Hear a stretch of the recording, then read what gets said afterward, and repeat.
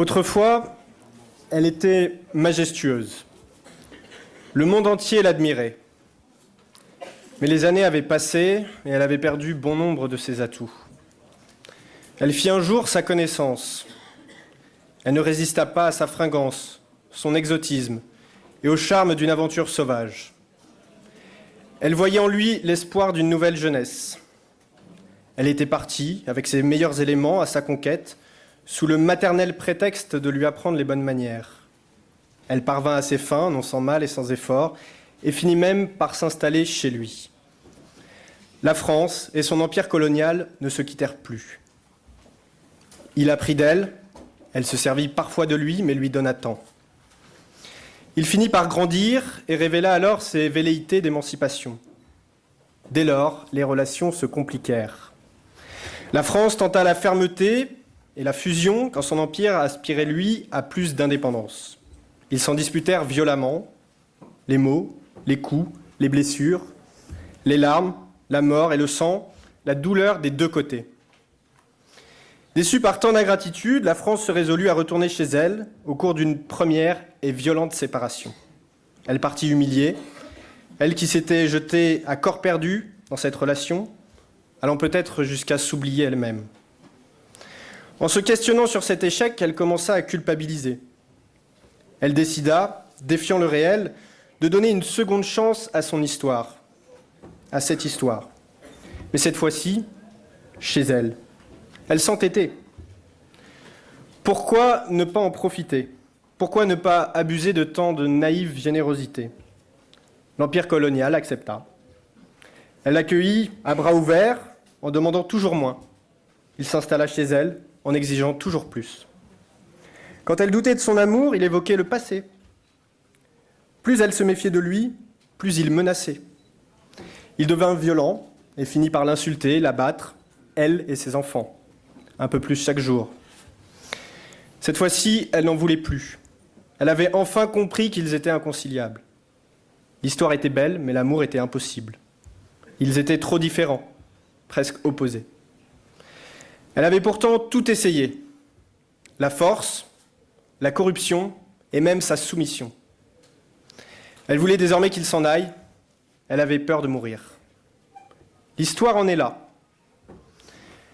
Les fils de l'empire colonial sont devenus les colonisateurs, insolents, provocateurs, incontrôlables, dangereux. Il paraît temps de mettre en place une mesure d'éloignement urgente avant qu'il ne soit trop tard.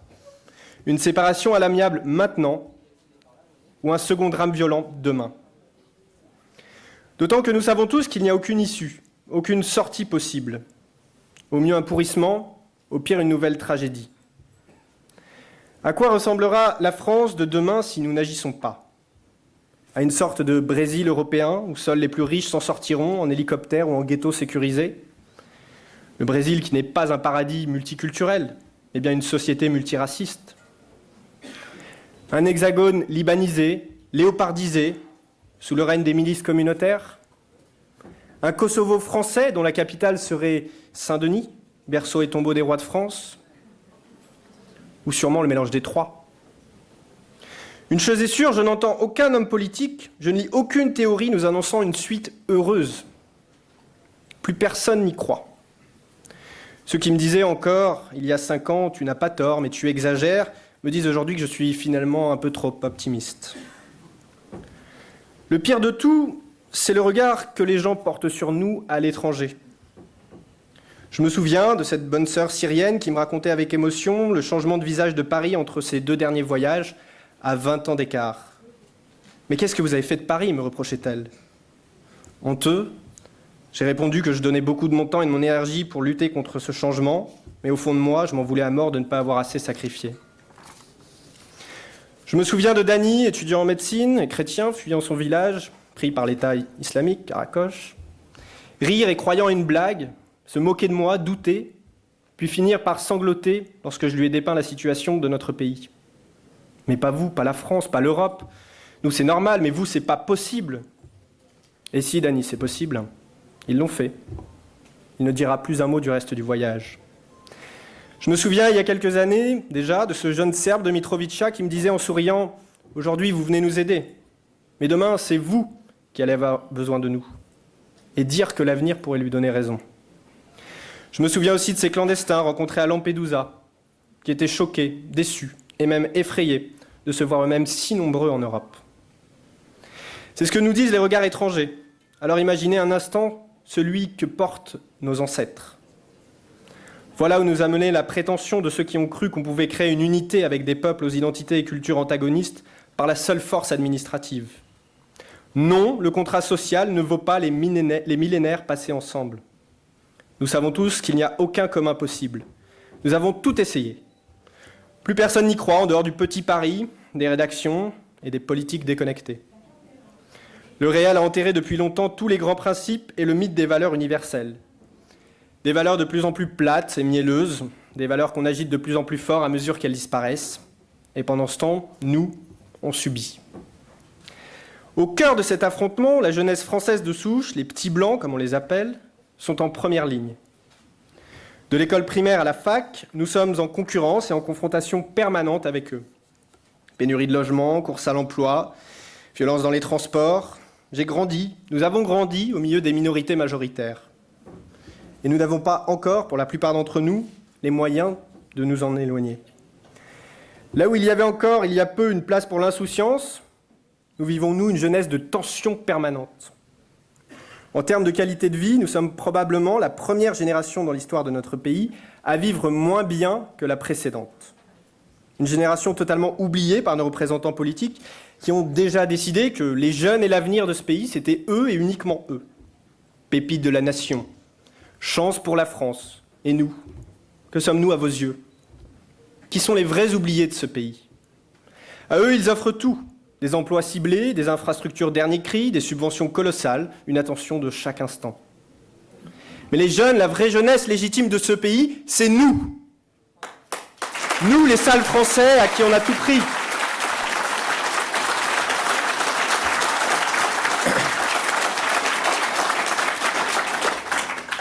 Nous, les sales Français à qui on a tout pris. Nos rêves, nos familles, nos ancêtres, notre identité et même notre avenir.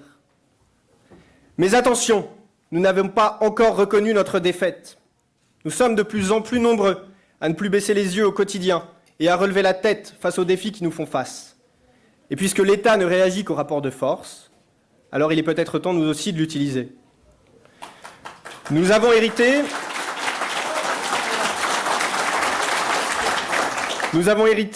de cette situation, mais pas de la lâcheté de ceux qui l'ont laissé se mettre en place.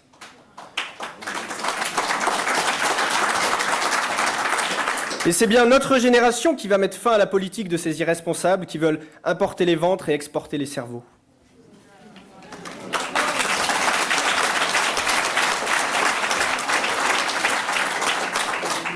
Pourtant, nous étions tous prévenus. Nous n'inventons rien. Nous ne sommes ici qu'aux assises de l'évidence. L'histoire de l'humanité n'a été qu'une succession de leçons sur le triomphe de la brutalité du réel face aux projets utopiques et orgueilleux. Depuis les récits bibliques de la Tour de Babel jusqu'à l'Algérie, dont certains d'entre vous ont été les spectateurs, voire les acteurs. Je ne vais pas revenir sur le déchirement, la souffrance de cet épisode. Mais puisque nous en sommes encore aux débats sémantiques qui ont animé avec passion ces dernières semaines dans notre camp, je voudrais vous proposer l'utilisation d'un mot pour parler de notre idée. Le rapatriement. En plus, grand remplacement ou changement, ça sonne bien avec rapatriement. Au-delà de la rime, vous n'avez sûrement pas oublié que l'institution d'État, instaurée en mai 1962 afin de faciliter le transfert et l'accueil des populations pieds-noirs en France, s'appelait le secrétariat d'État aux rapatriés. C'est l'équivalent du ministère de la Remigration que nous appelons de nos vœux, et c'est un pied de nez à tous ceux qui crient à l'impossible. Il faut dire qu'à l'époque, nos dirigeants étaient courageux, à commencer par le plus grand d'entre eux, De Gaulle, qui, quoi qu'on en pense, avait au moins eu la lucidité d'organiser la séparation, à défaut du rapatriement. L'huile et le vinaigre, tout ça. Au fond, plus que la mise en place de la remigration, ce qui rend sceptiques nos détracteurs, c'est surtout l'absence de courage politique et la force de décision et d'anticipation de nos représentants français. Je ne partage pas ce pessimisme. Au moment venu, un habile opportuniste ou une Jeanne d'Arc convaincue saura faire les bons choix. La seule question qui se pose, c'est de savoir si ce sera avant ou après ce qu'on a appelé les événements dans le cas algérien. La répétition de l'histoire est là, sous nos yeux, cruelle. Elle n'aura pas attendu 200 ans, mais 50. À peine une génération d'écart et nous voilà confrontés à nouveau aux mêmes enjeux, mais cette fois-ci chez nous. Alors j'entends, comme vous, dès aujourd'hui, la fermeté de nos représentants politiques patriotes qui souhaitent agir sur les flux. J'aimerais qu'on n'en oublie pas forcément pour autant la gestion des stocks.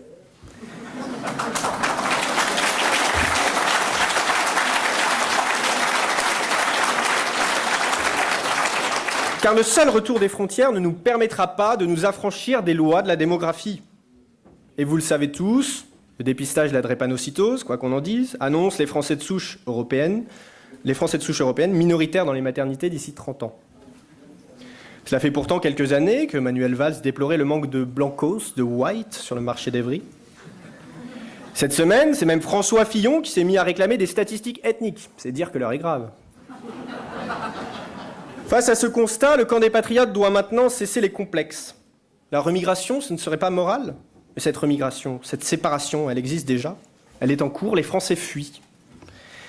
La grande séparation, c'est le phénomène du white flight, ces Français qui quittent les centres pour les périphéries urbaines, qui changent de quartier ou de rame de métro. La grande séparation, c'est ce matin de mars 2004 dans la cour de mon collège, où ceux qui s'appelaient eux-mêmes les racailles, c'est-à-dire les jeunes issus de la diversité branchée rap, s'opposaient aux skaters, les petits blancs de classe moyenne branchés rock. Ils se faisaient face à face, après des semaines de tension, devant des surveillants totalement catastrophés. La grande séparation, ce sont aussi ces donneurs de leçons qui font jouer leur réseau pour échapper à la carte scolaire et abriter leurs enfants des joies de la diversité. Et si au lieu de changer de trottoir, on changeait de pays?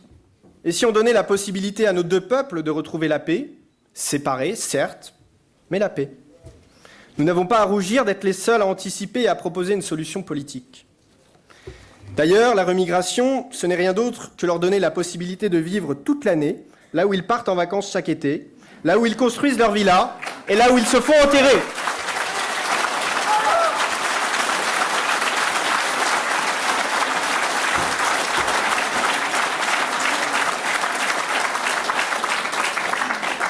Plus sérieusement, il me paraît primordial d'inverser le sentiment de culpabilité. Les pacifistes, c'est nous. La guerre civile, c'est eux. Les criminels du vivre ensemble, les assassins de peuple, les savants fous, c'est eux. Les vrais humanistes sont ceux qui défendent le droit des peuples à vivre sur la terre de leurs ancêtres. Quand nous arriverons, ils partiront, nous dit un célèbre slogan. Eh bien, je crois qu'il est temps d'arriver, pour qu'enfin, ils partent.